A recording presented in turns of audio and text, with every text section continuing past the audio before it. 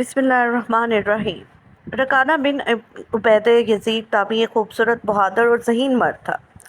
یہ عرب کا مانا ہوا پہلوان تھا۔ نامی گرامی پہلوان آئے جنہیں اس نے ایک ہی داؤ میں پٹک کر اٹھنے کے قابل نہ چھوڑا۔ وہ وحشی انسان تھا، صرف لڑنا مارنا جانتا تھا۔ ایک دفعہ مسلمانوں کو تنگ کرنے والے 3-4 آدمیوں نے ایک دن رکانہ پہلوان کو خوب کھلایا پلایا اور اسے کہا کہ محمد کسی کے ہاتھ نہیں آتا، نہ اپنی تبلیغ سے باز آتا ہے اور نہ کسی سے ڈرتا ہے، اور لوگ اس کی باتوں کے جادو میں آتے چلے جا رہے ہیں۔ کیا تم اسے سیدھا نہیں کر سکتے؟ رکانہ نے کہا، کیا تم میرے ہاتھوں سے اس کی ہڈیاں توڑوانا چاہتے ہو؟ نعوذ باللہ۔ رکانہ نے اپنے چہرے پر مست بھینسے کا تاثر پیدا کر کے تکبر کے لہجے میں کہا تھا، لاؤ اسے میرے مقابلے پر، لیکن وہ میرا نام سن کر مکہ سے بھاگ جائے۔ نہیں نہیں، میں اس کے ساتھ لڑنا بھی توہین سمجھتا ہوں۔ اس نے اکسانے والے آدمیوں کی بات نہ مانی۔ وہ کسی پہلوان کو اپنے برابر سمجھتا ہی نہیں تھا۔ مسلمانوں کے دشمن خاموش ہو گئے، لیکن سوچتے رہے کہ رسول اللہ صلی اللہ علیہ وسلم کو رکانہ کے ہاتھوں گرا کر آپ صلی اللہ علیہ وسلم کا تماشا بنایا جائے۔ نعوذ باللہ۔ مکہ کے یہودی خاص طور پر رسول کریم صلی اللہ علیہ وسلم کے دشمن تھے، لیکن وہ کھل کر میدان میں نہیں آتے تھے۔ وہ خوش تھے کہ اہل قریش آپس میں بڑھ کر ایک دوسرے کے دشمن ہو گئے ہیں۔ انہیں پتہ چل گیا کہ قریش کے کچھ آدمیوں نے رکانہ پہلوان کو اکسایا ہے کہ وہ رسول اللہ صلی اللہ علیہ وسلم کو کشتی کے لیے للکارے، لیکن وہ نہیں مان رہا۔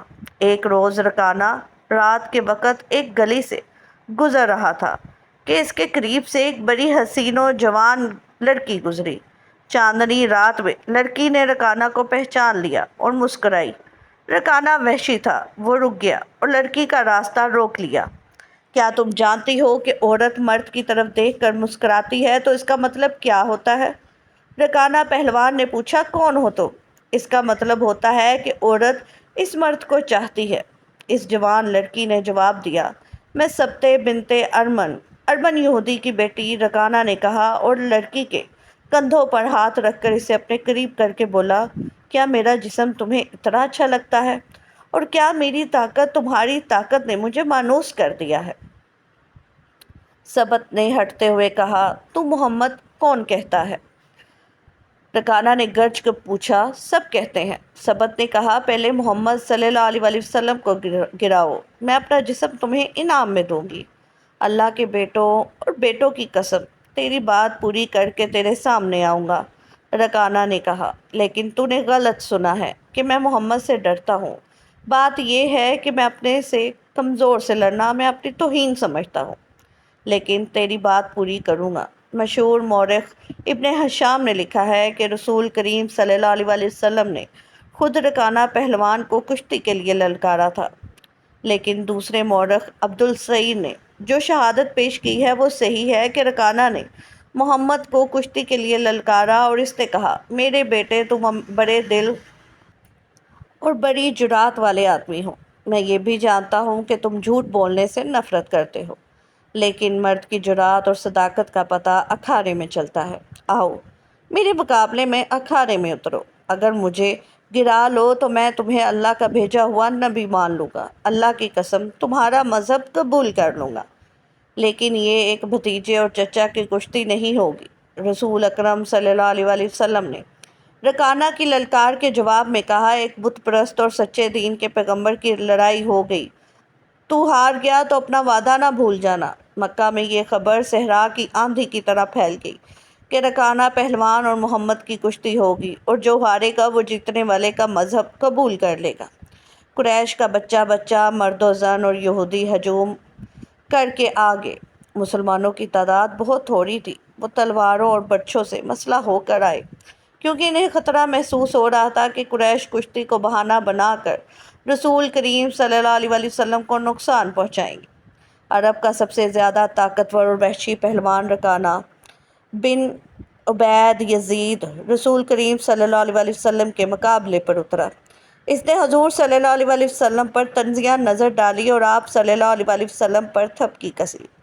آپ صلی اللہ علیہ وسلم مکمل خاموشی اور اطمینان سے رکانہ کی آنکھوں میں آنکھیں ڈال کر دیکھتے رہے کہ وہ بے خبری میں کوئی داؤ نہ کھیل جائے۔ رکانہ آپ کے ارد گرد یوں گھوما جیسے شیر اپنے شکار کے گرد گھومتا ہے۔ ہجوم رسول اکرم صلی اللہ علیہ وسلم کا مذاق اڑا رہا تھا۔ مسلمان خاموش تھے، وہ دل ہی دل میں اللہ کو یاد کر رہے تھے۔ انہوں نے اپنی تلواروں کے دستوں پر ہاتھ رکھے ہوئے تھے۔